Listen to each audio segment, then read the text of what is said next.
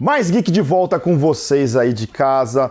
A gente tá batendo um super papo sobre Tokusatsu no programa de hoje e já saíram algumas obras aí de Tokusatsu. A gente teve Kamen Rider, Sentai, Ultra e é disso que a gente vai falar no programa de hoje. Era Reiwa, que começou aí dia 1º de maio de 2019 e já tem em seu catálogo, né, 3 séries de Rider, 3 Kamen Riders, 3 Super Sentai e 4 Ultras. Exato.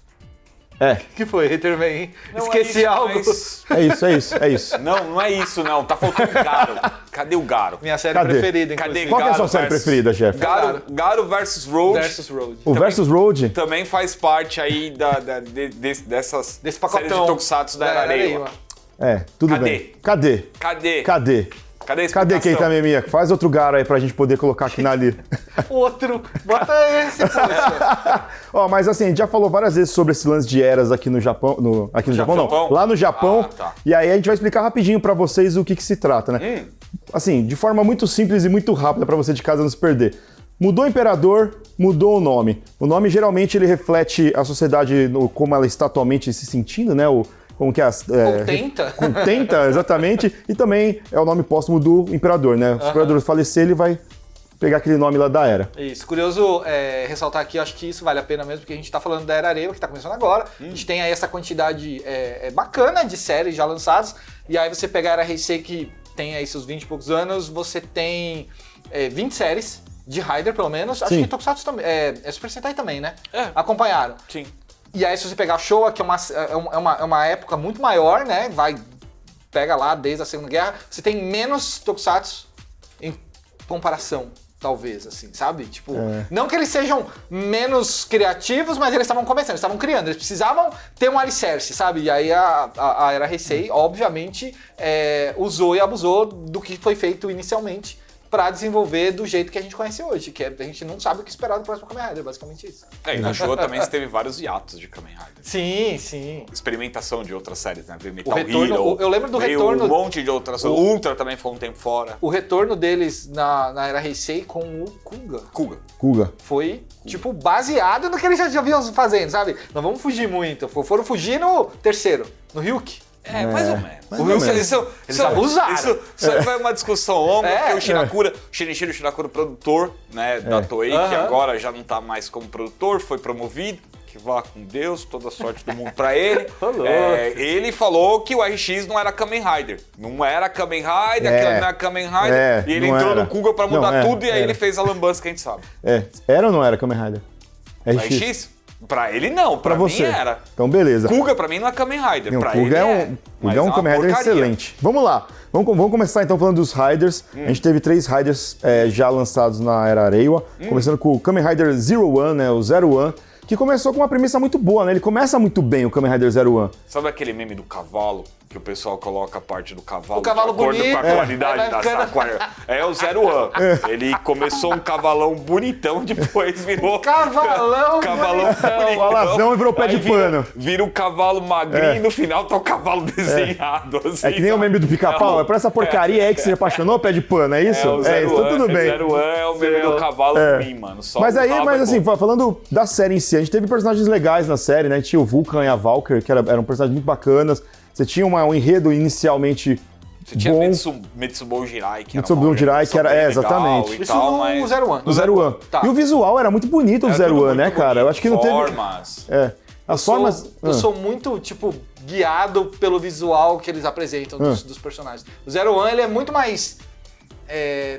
entre aspas, tá? Genérico no sentido de mais acessível, quando você vê um visual estiloso, menos caricato, quando você pensa que o maluco tem um carimbo na cintura, que isso me incomoda. O próprio Build achava ele lindo, principalmente no lance meio ao contrário, mas as garrafinhas não me chamavam muita atenção, e nem a manivela que ele girava não me chamava nada a atenção. Por isso que o Zero One era cara, pô, você gostou desse. Visualmente, não digo a sério. E o que falar sobre, então, o próximo, Kamen Rider Saber? Você gostava do visual dele? Eu já não gostava tanto do visual do Saber. Não era feio, mas sei lá, não me apetecia como um Kamen Rider. O Saber, pra mim, é uma série meio ok, assim. Ela não tem, tipo, altos e baixos, ela só vai, assim, na mesma linha, assim. E não... Foi uma época ruim. Eles usam... Mas foi uma época ruim também. Sim. Né? Mas e o Saber, eles usam um recurso que às vezes eu não gosto muito, que é apresentar muita coisa, assim, muitos elementos E depois diluir. e depois sair diluindo pra explicar, assim, aos pouquinhos e tal. E aí o que acontece? Você tem um pico grande no começo, porque você tem muito Kamen Rider aparecendo, você tem muita coisa acontecendo, muito inimigo, muito mistério, e aí ele chega lá, começa a cair um pouquinho, né? Porque é aquela queda natural de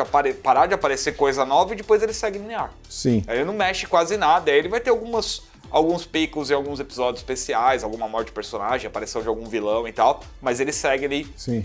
sem grandes alterações. Eu gosto quando eles chamam menos atenção, aquelas ombreiras, então. aquela espada, sabe? Tipo, não era feio, mas não é o tipo de coisa que eu gosto. E aí a gente vai pro terceiro Rider, que é o Revice, que a gente já falou bastante aqui no programa, né? Eu gosto de uma das formas dele. Ele é muito mais sucinto, o Revice, em relação a formas, né? A forma padrão dele não é tão bonita, né? Sim. Com aquela cara do Venom, né? O sorriso, Aquele você não dentão, gosta? Eu acho assim, bonito. tal. Mas depois ele ganha boas formas, inclusive, assim, a forma final, que tem uma pegada meio Batman, é bem legal. E aí a gente entra no Super Sentais aqui, começando com o Kiramedia, que teve uma missão muito difícil. Cara, o Kiramedia era... Nossa, era lindo. Muito difícil. O que era Haterman? Qual que era a missão do Kiramedia? Era, Era substituir o Ryu Soldier, que Exatamente. é o Padedel, né? O Soldier é aquele que vocês gostam do robozinho, né? o Ryu Soldier bom do demais. Tiramigo. O Ryu Soldier tem um elenco muito bom. O Ryu Soldier, a gente vai ficar falando meia hora do Ryu Soldier aqui. Então deixa o Ryu Soldier, que é de outra era. Vamos pro Kiramedia. Kiramedia não é uma série ruim. Só que ela tem uma missão ingrata, né? E é uma série divertida. É uma série que brilha. E o que dizer da próxima, então?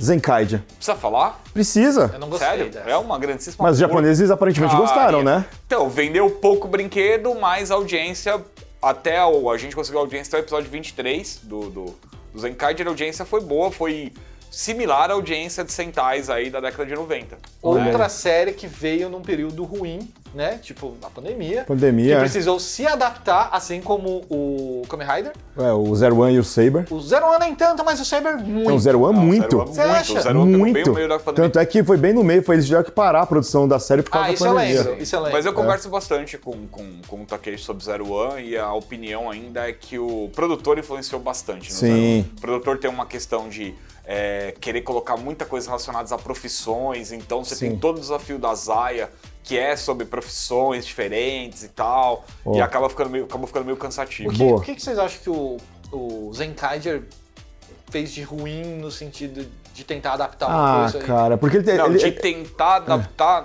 O problema do Zenkaiger não é tentar adaptar, o problema do Zenkaiger é que assim, ele entra numa fase de experimentação que é muito similar ao que fez o Dioja, né? O roteirista é o mesmo, e aí o que acontece? Você tem um protagonista, né? Um personagem humano, e você tem 4 personagens em torno dele ali, que são não humanos ali, né? No caso do Dioja, eles são animais, no caso do Zenkaiger, eles são robôs. Eles eram todos animais? No Dioja eram. Eles eram animais e você só tinha o protagonista como personagem humano. Que era um bom protagonista. Que não é o caso do Kaido no Zenkaiger. Mas aí é um problema de interpretação, né? E aí tem alguns outros detalhes, vai além de o Kaitopia, que é o Império, não é um Império legal, os vilões não são bons. A gente vai falar bem rápido do Dom Brothers, porque ele não acabou ainda. Então a gente não tem uma opinião. Acabar. Mas vocês gostam do Dom Brothers? Eu gostava mais no começo, agora tá mais ou menos. Mas vai, continua. O Dom Brothers teve 13 episódios muito bons. Quando a gente tá gravando aqui, tá no episódio 26, né? Ele tem o Toshikenui como roteirista, que é um roteirista muito bom, de Kamen Rider faz, e tem outro Super Sentai aí embaixo da produção dele. Ele é legal, faz umas histórias legais, só que assim, até o episódio 13 teve problema também de venda. E aí o que acontece? Quando você tem esses 3 primeiros meses, problema de venda, eles dão uma mexida na série. E aí o que me parece é que eles se perderam. Entendi. E aí você tem 13 episódios que basicamente eles só jogam informações e você não sabe o que tá acontecendo. Então você tem mistérios, você tem novos inimigos, você tem mais coisas colocadas ali e sem nenhum tipo de explicação. Então você tem 26 episódios da série, onde 13 são muito legais, muito bons, e 13 você fala, cara, se não tivessem produzido, não faria sentido, não precisava nem ter assistido. E aí a gente vai ter que falar rapidamente agora dos Ultras, porque Tudo bom.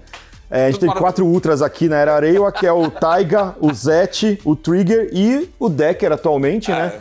Que a gente já falou de Ultra bastante aqui no programa. Assistiu o começo de todos. A gente assistiu, e eles têm acertado muito, né, na Era Reiwa, né? Se fosse fazer um ranking aí rápido desses, pra mim, o Taiga, o Zet, o Trigger por já ter terminado e o Decker, mas eu acho que o Decker vai ficar em terceiro ali no lugar do Trigger, porque o Decker eu tô gostando mais do que eu gostei do Trigger. Vocês podem procurar no nosso YouTube, tem muita coisa sobre Ultraman, a gente já falou muito sobre todas essas séries aqui no Mais Geek, e como a Tsuburaya tem feito a lição de casa e na Era Reiwa tem ficado, cara, muito acima da média do que a Toei tá fazendo, né, cara? Sim.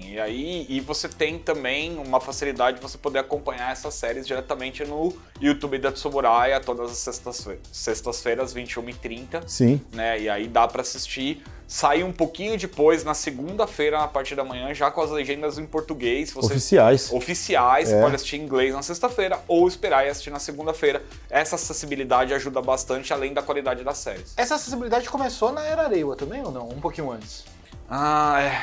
Começou no Taiga, na Reiwa.